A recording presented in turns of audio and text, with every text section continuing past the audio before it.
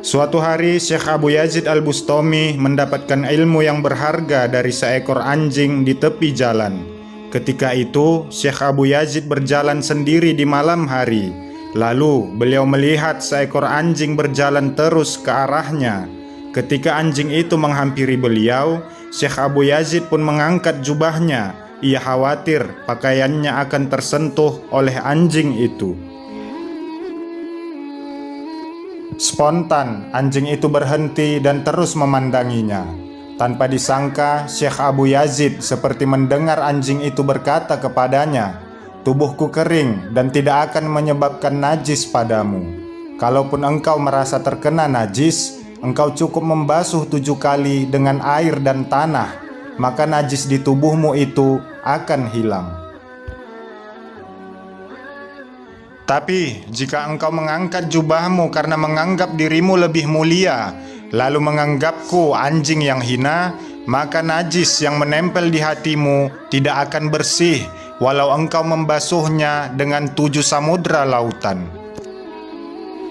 Mendengar itu, Syekh Abu Yazid tersentak dan meminta maaf kepada anjing itu.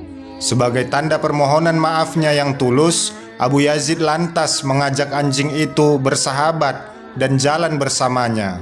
Namun anjing itu menolaknya.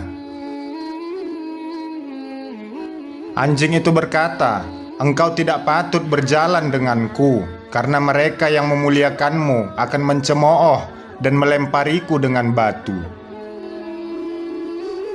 Aku tidak tahu mengapa mereka menganggapku hina, padahal aku berserah diri pada Sang Pencipta wujud ini.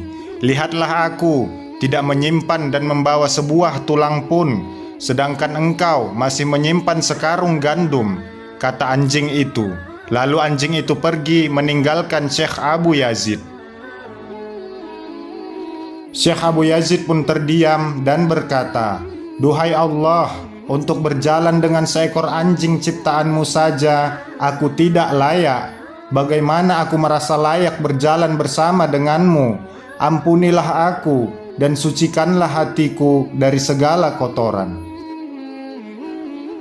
Maksud perkataan yang dikatakan Syekh Abu Yazid berjalan dengan Allah bukan berjalan bersama dengan Allah seperti halnya ketika kita melihat seorang sahabat yang berjalan berdua, tetapi memiliki makna berjalan di jalan Allah Subhanahu wa Ta'ala.